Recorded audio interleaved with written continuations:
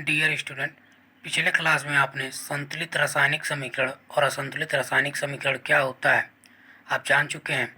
आइए रासायनिक अपक्रियाओं को कैसे संतुलित किया जाता है इसके बारे में पढ़ते हैं। रासायनिक अपक्रिया को संतुलित करने के लिए द्रव्यमान संरक्षण के नियम का उपयोग किया जाता है, जो आप पिछली क्लास में पढ़ चुके हैं। द्रव्यमान संरक्षण के नियम से अणु को ना तो उत्पन्न किया जा सकता है और ना ही नष्ट किया जा सकता है। किसी रासायनिक अपक्रिया में किसी अभिकारक के कुल परमाणुओं की संख्या उसके उत्पाद के कुल परमाणु की संख्या के बराबर होती है। अभिकारक का द्रव्यमान उत्पाद के द्रव्यमान के बराबर होना चाहिए। रासायनिक अपक्रिया में अभिकारक के परमाणुओं की संख्या तथा उत्पाद के परमाणुओं की संख्या समान होनी चाहिए।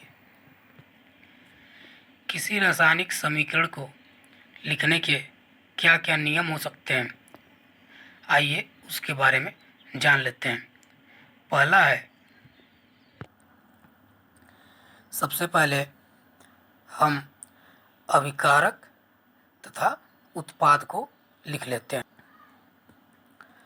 इसका दूसरा, यदि अभिकारक या उत्पाद की संख्या 2 या 2 से अधिक है तो उनके बीच हम प्लस चिन्ह का प्रयोग करते हैं। इसके बाद समीकरण को संतुलित करते हैं। जैसे कैल्शियम ऑक्साइड पानी में मिलके कैल्शियम हाइड्रोक्साइड बना लेता है। इसके बाद यदि समीकरण में प्रयोग किए गए पदार्थ ठोस हैं, द्रव हैं या फिर गैस हैं तो उसकी अवस्था को डिनोट कर देते हैं। जैसे ठोस के लिए यस का प्रयोग करते हैं, द्रव के लिए यल का, गैस के लिए जी का, और यदि जलीय विलयन है तो एक्यू एक्वस सॉल्यूशन का चिन्ह प्रयोग करते हैं। जैसे कि इस रिएक्शन में कैल्शियम ऑक्साइड सॉलिड है, ठोस है, तो यहाँ एस लिख देंगे, यहाँ एल लिख देंगे। कैल्शियम हाइड्रोक्साइड एक्वस सॉल्यूशन होता है, जलीय विलयन, तो यहाँ एक्यू लिख देंगे। इसके बाद यदि अपक्रिया किस तापमान पे हो रही है तो हम इस चिन्ह के ऊपर तापमान का नोटेशन कर देंगे। यदि इस अपक्रिया में उत्प्रेरक की आवश्यकता होती है, आइए जान लेते हैं उत्प्रेरक क्या होता है। उत्प्रेरक किसी रासायनिक अपक्रिया को तेज या धीरे करने के लिए उपयोग किया जाता है। इसके बाद यदि समीकरण में ऊष्मा उत्पन्न हो रही है या ऊष्मा अवशोषित हो रही है तो यदि उत्पन्न हो रही है तो हम धन लगाएंगे, प्लस का साइन लगाएंगे, और यदि ऊष्मा अवशोषित हो रही है तो हम ऋण का चिन्ह लगाएंगे। जैसे कि इस रिएक्शन में ऊष्मा उत्पन्न हो रही है, इसलिए यहाँ धन चिन्ह लगा के ऊष्मा लिख देते हैं। यदि अवशोषित होती तो यहाँ ऋणात्मक चिन्ह लगा देते हैं। अगला टॉपिक है ऊष्माक्षेपी अपक्रिया। आइए ऊष्माक्षेपी अपक्रिया जानने से पहले हम कुछ रासायनिक समीकरण को संतुलित करना सीख लेते हैं। जैसे कि एक प्रश्न है, रासायनिक समीकरण Fe+H2O Fe3O4+H2 आयरन पानी के साथ रिएक्ट होके फेरिक ऑक्साइड बनाता है। दूसरा है बेरियम क्लोराइड एल्युमिनियम सल्फेट के साथ मिलके बेरियम सल्फेट तथा एल्युमिनियम क्लोराइड बनाता है।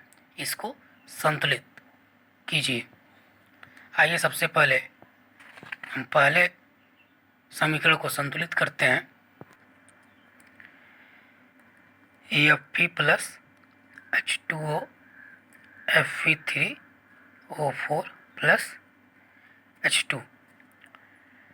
रासायनिक समीकरण संतुलित करने के लिए सबसे पहले हम यहाँ यह देखेंगे कि इस समीकरण में सबसे बड़ा अणु कौन सा है। जो सबसे बड़ा अणु होगा वहीं से हम संतुलित करना शुरू करेंगे। सबसे बड़ा अणु Fe3O4 है, तो सबसे पहले हम यहाँ यह देख रहे हैं कि Fe3 के 3 परमाणु हैं। Fe के 3 परमाणु हैं, तो हम यहाँ अभिकारक में Fe में 3 से गुणा कर देंगे। इसके बाद हम देख रहे हैं कि यहाँ ऑक्सीजन का 4 परमाणु है, तो यहाँ हम 4 से गुणा कर देंगे।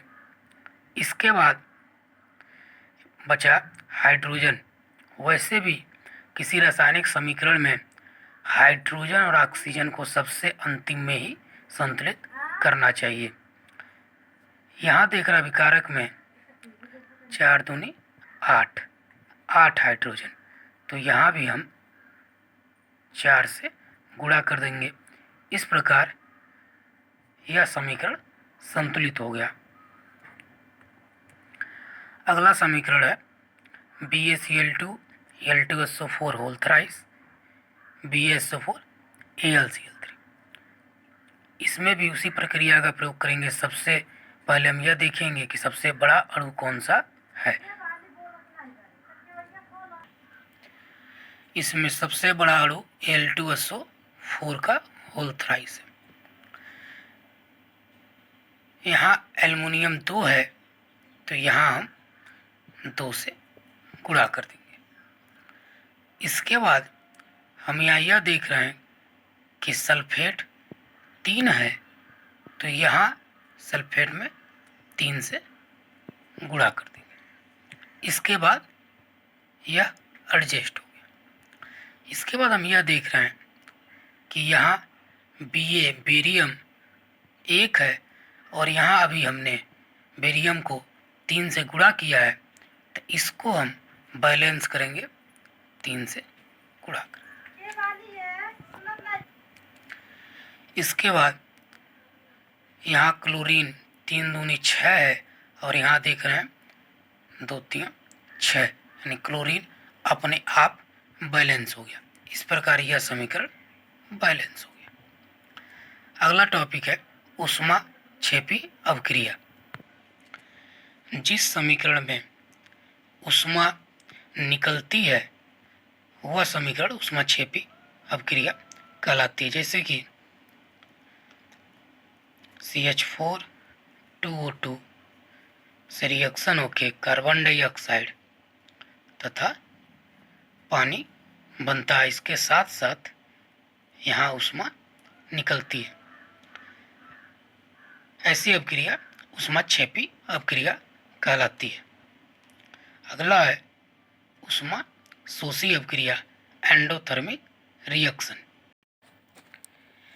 जिस अवक्रिया में ऊष्मा का अवशोषण होता है वह अवक्रिया ऊष्मा शोषी एंडोथर्मिक रिएक्शन कहलाती है। जैसे कि कैल्शियम कार्बोनेट में जब हम ऊष्मा बाहर से देते हैं तो यह कैल्शियम ऑक्साइड तथा कार्बन डाइऑक्साइड में परिवर्तित होती है।